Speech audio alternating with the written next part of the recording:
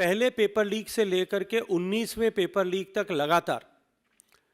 सरकार और सरकार में बैठे हुए लोग इस पर लीपापोती करते हुए नजर आए। प्रारंभ के पेपर लीक के समय माननीय गहलोत साहब ने प्रतिक्रिया देते हुए फौरी तौर पर यह कहा कि इस तरह की घटनाएं होना सामान्य बात है और अन्य प्रदेशों में भी इस तरह की घटनाएं होती है।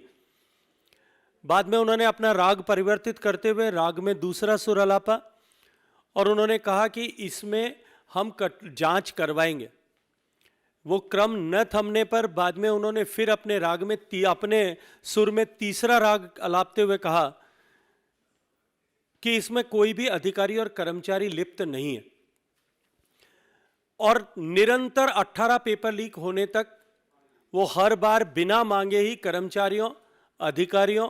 और राजनेताओं को क्लीन चिट ऐसे प्रदान करते हुए दिखाई दिए। 18वें पेपर लीक के बाद जब भारतीय जनता पार्टी ने प्रचंड आंदोलन राजस्थान प्रदेश के हर एक जिले में खड़ा किया और उसके बाद जिस तरह की परिस्थितियां बनी, और मैं अभिनंदन करना चाहता हूं आप सब पत्रकार मित्रों का भी कि आपने जिस निर्भीकता और निष्पक्षता के साथ में इस सब विषय को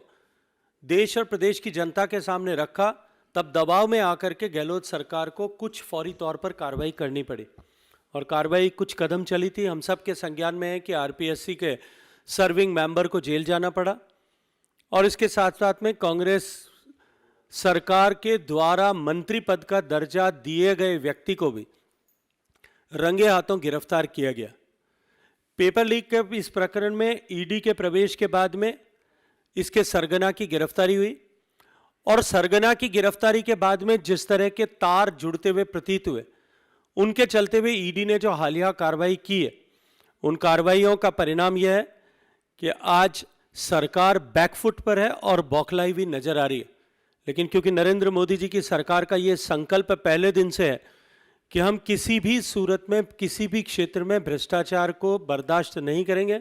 और भ्रष्टाचार के प्रति जीरो टॉलरेंस की नीति अपनाते हुए हम इस दृष्टिकोण से आचरण और व्यवहार करेंगे। इस पेपर लीक के केस में एसओजी और एंटी करप्शन ब्यूरो जो राजस्थान सरकार के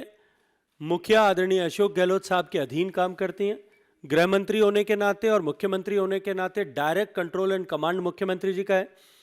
जब मुख्यमंत्री स्वयं आगे चल करके इस तरह की क्लीन चिट अधिकारियों और नेताओं को दे रहे थे, तब कोई भी कार्रवाई निष्पक्ष रूप से इन एजेंसीज के द्वारा हो सकेगी, इसकी संभावनाएं राजस्थान के जनता के मन में समाप्त हो गई थी। राजस्थान का युवा ये मानता था कि इस दृष्टिकोण से किसी भी तरह से हमें न्याय नहीं मिल सकेगा। राजस्थान एंटी करप्शन ब्यूरो के सेवानिवृत्त डायरेक्टर जनरल बीएल सोनी साहब ने खुद वीडियो करके ये कहा और इस बात को स्वीकार किया है कि सरकार बड़ी मछलियों पर हाथ डालने नहीं देती थी, हम पर दबाव डाल करके रोकती थी। अब जब इस प्रकरण से जुड़ी हुई बड़ी मछलियों पर ईडी ने कार्रवाई करना प्रारंभ किया है, तब निश्चित ही सरकार में बैठे हुए लोगों को अपनी धरातल हिलता हुआ प्रतीत होता है, अपनी धरती धूसती हुई प्रतीत होती है, अपनी कुर्सी खिसकती हुई प्रतीत होती है और इसके चलते हुए वो ध्यान भटकाने के लिए इस तरह की फौरी प्रतिक्रियाएं करते हैं। आज उन 70 लाख युवाओं और युवतियों को न्याय दिलाने के लिए जब एनफोर्समेंट डायरेक्टोरेट ने नियमानुसार कार्रवाई करना प्रारंभ किया है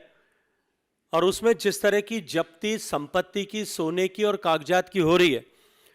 आज उन सब ऐसे 70 लाख युवा और उनके परिजन जिन्होंने खून के आंसू बहाए थे, सरकार की इस विफलता और सरकार के में बैठे नुमाइंदों की मिलीभगत के चलते हुए जिस तरह के पेपर लीक के प्रकरण राजस्थान में हुए थे, उनसे अब न्याय की उम्मीद उनके खिलाफ हो रही इस कार्रवाई के चलते हुए इन युवाओं और उनके परिजनों के मन में जागी है।